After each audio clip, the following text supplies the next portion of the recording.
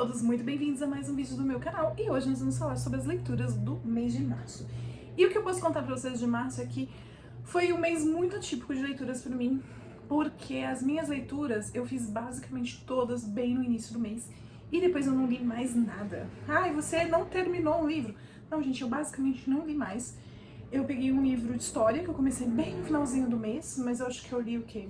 Não li nenhum capítulo, não li nem a introdução do livro. Basicamente. E aí, tudo que eu li enquanto eu ainda estava de férias. O detalhe é que eu voltei de férias, eu voltei a trabalhar no dia 10 de março. Então tudo que eu li até o dia 8, dia 7, que eu tava no avião, porque depois quando eu voltei, cheguei em casa, eu não li mais nada. E basicamente o que eu li depois disso foi só os 2 contos que eu vou falar pra vocês que eu li em março, mas mais nada. E abril começou também, bem xoxinho de leitura. Tô lendo bem pouco.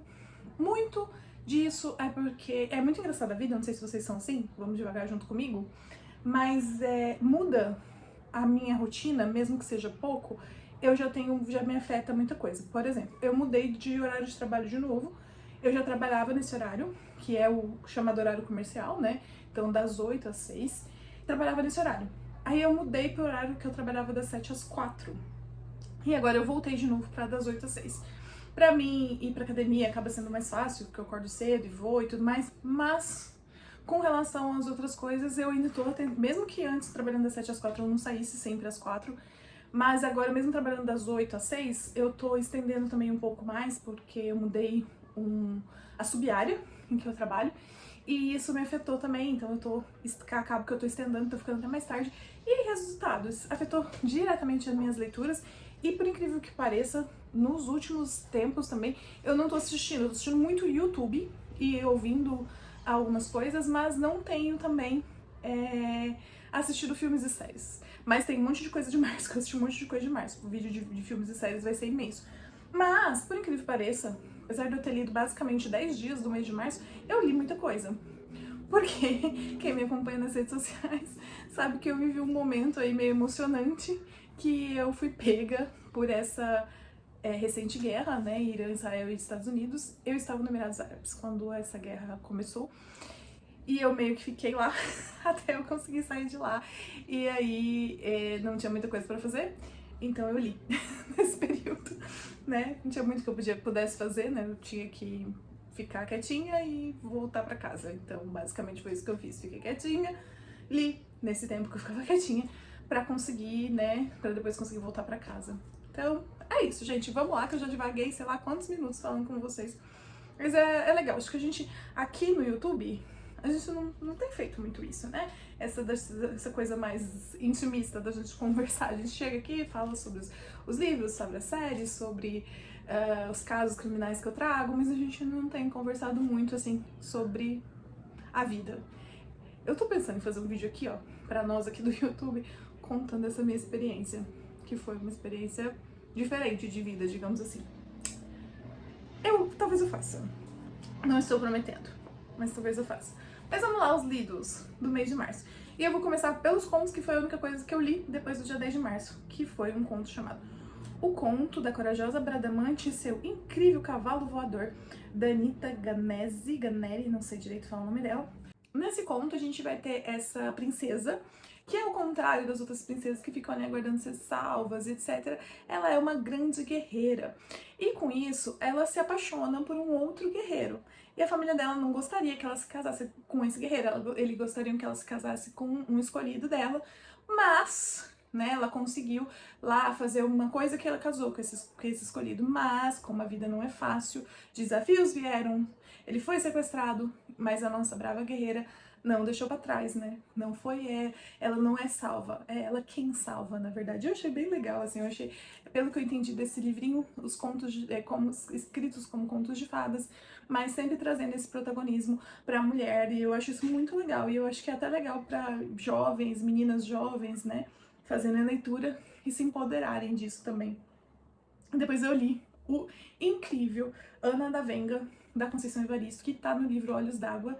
E, gente, que conto Como eu posso dizer pra vocês, esse conto é um conto de peso, é um conto que traz uma grandiosidade em si, e ele é muito calcado na realidade. A gente vai acompanhar a Nanda Venga, né, que é essa mulher que se envolve com esse homem, ela sabe mais ou menos onde ela tá pisando, mas ela também é aquela... Ela lida com aquilo tudo, com aquela situação, com aquela vida que ela leva, que é ali uma vida dentro do... entremeada, né, ali pelo crime, e ela sabe que qual os destinos que pode ser que aguarde ali aquela vida, mas ela também sente que ela não tem muita escolha, né? É aquilo ali ou não é nada. Então é bem calcado na realidade, mas traz um fatalismo pra gente que, tipo, não tem escolha, não tem um melhor que você possa fazer. Gente, conto incrível, incrível.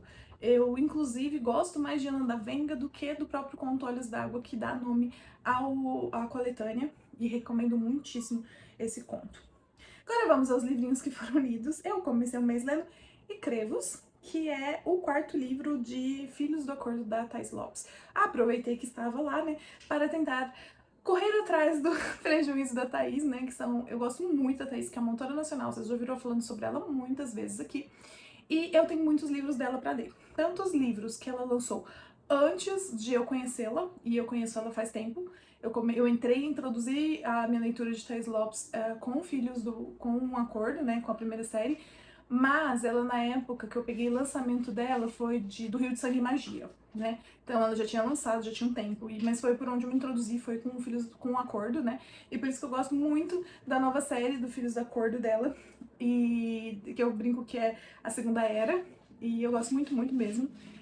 E são monster romances em que a gente tem esse relacionamento entre uma humana e um extraterrestre. E no caso do Icrevos, a gente vai ter um romance de segundas chances, né? Porque a gente vai ter a Manu, que é uma engenheira, que foi abduzida e foi obrigada a trabalhar numa base quando ela foi abduzida. E ela sofreu bastante nessa base, né? Ela era obrigada a trabalhar lá. E até que um dia ela consegue escapar. Mas nessa base ela tinha conhecido Icrevos. Icrevos é um contrabandista que trabalha para essa organização, meio que obrigado também, né? Ele tem os seus motivos, as suas motivações para trabalhar para essa organização, mas Manu não sabe. E ele, no passado, abandonou a Manu, né? Deixou a Manu à sua própria sorte, e ela guarda essa mágoa muito grande, apesar de que ele foi a pessoa que deu a melhor noite da vida dela para ela. Então ela também tem isso em mente. E nesse momento aqui da história, ela precisa da ajuda dele porque ela quer voltar para aquela base. E por que ela quer voltar para aquela base? Sim, porque eles estão lá investigando a tal da organização, que é a história que vem permeando aí o fundo de todos esses livros de Filhos do Acordo. E, gente, que casalzinho, viu? Adorei o casal.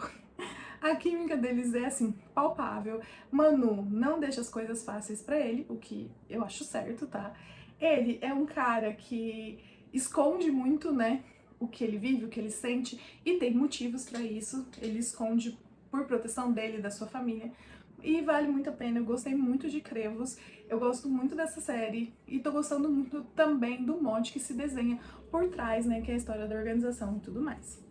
Depois, gente, eu li o segundo livro de O Príncipe Cruel, então tô lendo um livrinho por vez e tudo, que é o Rei Perverso. E geralmente, gente, existe uma síndrome do segundo livro de trilogia, que é um livro mais, digamos assim, de preenchimento, que tem um desenvolvimento de personagem ali, mas que a história não é tão impactante. Não é o caso de Rei Perverso.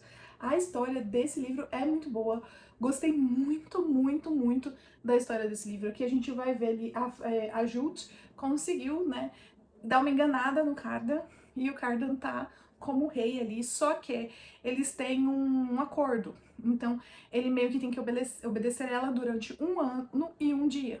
E aí ela precisa pensar em como ela vai conseguir prolongar esse acordo, que ela vai fazer, dado que em um ano e um dia o seu irmão não vai estar preparado para assumir o poder, né? Então eu tô trazendo aqui só um pouquinho de spoiler do primeiro livro, porque não tem como não dar um pouquinho, só um pouquinho, mas se você não leu, assim, o primeiro livro, isso aqui que eu tô falando pra vocês, pode ler tranquilo, que o spoiler não é gigante não, tá? E aí aqui agora eu vou parar de dar spoilers, tá bom? E só vou dizer pra vocês que eu gosto muito aqui da tensão entre os dois, por isso que muita gente vende esse livro como romance e muita gente já chega e conta, gente, isso aqui é migalha de romance, e é migalha de romance. Esse é um livro é um livro de fantasia, cujo principal mote gira em torno mesmo das intrigas políticas. Não é um livro de romantasia, tem migalhas de romance. E aqui as migalhas de romance que tem é pura tensão, tá? Os dois têm sentimentos, os dois não admitem os sentimentos que têm, os dois não gostam de ter esses sentimentos. Por isso eles lutam contra esses sentimentos. E vocês vão ter que esperar um minuto, porque minha gata tá aprontando. Para. Voltei porque ela tava ali arranhando o que não é pra arranhar. Tipo a minha mochila, né? Mas enfim. Aqui a gente então vai ter bastante desenvolvimento aí da Jute. A gente vai ver ela bastante forte, sabe? Pela primeira vez na vida dela tendo algum tipo de poder. Então gosto bastante. E Cardan. Eu espero que você tenha uma boa explicação pra mim pelo que você fez aqui no final desse livro. Espero muito que você consiga me convencer. Vocês viram que a área tá participativa, né? Então, deixa ela. Depois, gente, eu li mais um Thais Lopes, mais uma vez Filhos do Acordo, e eu li Nevelen. E aqui a gente vai ter este casal, que nós temos Cássia. Cássia tem dedinho podre pra homem. Ela já tá dentro do acordo já faz muitos anos, ela entende como as coisas funcionam, ela já mora em NASA há muitos anos, então assim, ela prefere estar o quê? Um pouco retirada, nas sombras, ela não quer ter destaque, ela não quer se envolver com as outras humanas, porque ela quer viver a vidinha dela tranquila. Só que ela tem dedo podre pra homem, e o ex dela era tipo assim, uma pessoa muito complicada. E Nevelen, quem é Nevelen? Nevelen é tipo um rastreador que está tentando encontrar o ex dela. E ele fala, você sabe onde ele tá, então e você vai me contar. Só que ela não sabe. Só que disso, os dois acabam ali ficando um tempo juntos, ele resolve que ela vai trabalhar pra ele, e etc. E assim eles vão se conhecendo. Só que o detalhe deste livro é que o Nevelen, ele usa um corpo artificial. Porque o corpo real dele é uma moeba gigante. Se vocês verem o meu vídeo que eu fiz pra esse livro, é isso que eu repito pra vocês, uma moeba gigante. Mas o livro é muito bom, o casal é muito bom. E eu digo que eu concordo com a Cássia, que diz que a competência é muito atraente. E o Nevelen é muito competente em todos os aspectos, e isso deixa ela muito interessada. E interessada, inclusive, em entender como o corpo real dele funciona. É muito legal, gente, muito legal, eu gosto muito. Esse sim, uma romantasia. Esse não é uma romantasia, beleza? Depois, gente, eu li Como Não Amar Meu Chefe Monstro, da Eli Anjo, que é um monstrinho, mais um monstrinho. Nós temos a Nina, que é a Marina, que foi abandonada na porta da igreja pelo noivo. E aí, gente, tem aquela cena digna de novela. Ela corre atrás dele na rua, ela é sua melhor amiga e joga sapato na cabeça da pessoa. Um caos. E com isso ela viraliza, é ridicularizada e etc. E aí ela vai, um dia numa festa, acaba se encontrando com uma pessoa e salvando, só que aí ela vai ver que essa pessoa não é exatamente uma pessoa, mas sim um sátiro. E num segundo momento, ela descobre que meio que esse sátiro vai ser o dono ali do lugar onde a amiga dela vai trabalhar. E ele vai acabar num determinado momento virando chefe dela. Só que, voltando ainda mais, ela conhece esse sátiro desde a infância. A relação deles é desde lá atrás, carregada de muita implicância, muita irritação um do outro e, na verdade, muito sentimento escondido, sabe? Mágoa, sentimento de carinho, de amor, sim, mas muita mágoa escondida também. E as coisas vão combinar numa atração gigante que os dois sentem um pelo outro. E claro que vai rolar o quê?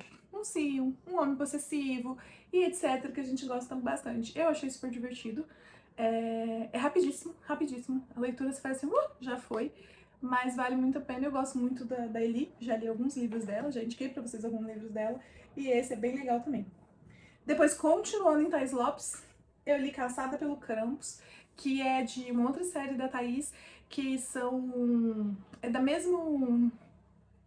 Ai, gente, é do mesmo universo de Entre Véus, só que chama Entre Véus Momentos, que são alguns contos curtos que ela escreve ali no universo de Entre Véus, que é uma das minhas trilogias preferidas da Thaís, que é de fantasia urbana. É muito legal, muito, muito legal. Ela vai escrever mais uma vez sobre Krampus, mas na perspectiva de Thais Lopes, Krampus não é apenas um. Krampus é, tipo, uma raça. E aqui a gente vai conhecer um outro Krampus que é diferente do outro livro. E aqui a gente tem também uma moça que veio da cidade passar, a Isa, né, veio passar um tempo ali em Lua Nova, não, Lua Azul. Veio passar um tempo em Lua Azul e assim, tudo acontece em Lua Azul, gente, tudo acontece. Ela vai conhecer um cara e vai se surpreender. Eu achei fofíssimo também, é bem rápido, também não vou ficar dando spoilers aqui pra vocês. É só falando que todos os livros que eu indiquei aqui, exceto o Rei Perverso, todos têm hot, tá bom? Então, só tinha esquecido de dar esse aviso. Vamos falar então do último, da última leitura, que foi um quadrinho. Foi Drix 2. Eu li Drix 1, né, o Drix. Amei, indiquei pra vocês, fiz vídeo, etc. Eu gosto muito da Ana Pepper. Ela tem uma websérie que eu sou apaixonadíssima, que é o Angel e Bob. Já falei 1000 vezes dessa websérie aqui. Falei da websérie quando eu falei do outro quadrinho dela, falei agora de novo. E Drix 2, nós vamos ter sim o Drix, mas nós vamos conhecer uma nova personagem, que é a Jika, que é, assim como o Drix, né, ela é uma dragoa, mas que tem ali alguns problemas também com as tradições de dragoa, que no caso, quando a dragoa fica adulta, ela é entregue pelo seu pai para o marido, e esse marido passa a ser o dono dela. E digamos que Jika vive um relacionamento abusivo. E eu achei muito legal essa história. A Ana, ela, né, eu fiz um vídeo pra esse livro também, ela veio falar comigo que ficou muito feliz, que eu gostei, que nem todo mundo gosta tanto desse livro. E, gente, eu acho que esse é um assunto que tem que ser tratado em todas as esferas possíveis. Falar sobre relacionamento abusivo. As pessoas que estão vivendo relacionamentos abusivos, elas precisam conseguir enxergar que estão nesse relacionamento abusivo. E eu acho que a Jika é um exemplo disso, é um exemplo de como você pode sair e sim lutar contra o relacionamento abusivo. Inclusive, quando ela tá indo embora, o marido dela fala assim pra ela: você não vai conseguir sobreviver sem mim! Enquanto ele fica preso entre dois galhos de árvore e ela vai embora. Será que é ela que não consegue viver sem ele? Será? Como diria aquela trend, será? Então, assim, muito legal. Eu gostei muito, muito, muito, muito, muito. E eu espero que a Ana produza mais coisas. Angela Bob tá terminando, ela já avisou, já fiquei triste, mas ela disse que vai trazer uma nova websérie. Mas ela produzir mais quadrinho também, eu quero pegar um quadrinho inteiro dela pra ler, eu quero comprar alguma coisa dela física, eu quero ter um quadrinho dela na minha casa. Então, Ana, faz mais coisa pra mim. Não sei se ela vai assistir esse vídeo, mas Ana, faz mais coisa pra mim. Eu quero, por favor, faz pra mim. Gente, acho que foi isso. Isso. Se você já leu alguma dessas coisas, deixa aqui no comentário. Se você tem alguma indicação que você acha que eu vou gostar, também me conta aqui. Se você gosta desse canalzinho, que é desse tamanhozinho, que tem um alcance muito pequeno, não esqueça de comentar, de curtir, de indicar esse canal para outras pessoas que possam se interessar pelo que eu trago aqui. E até a próxima. Tchau, gente!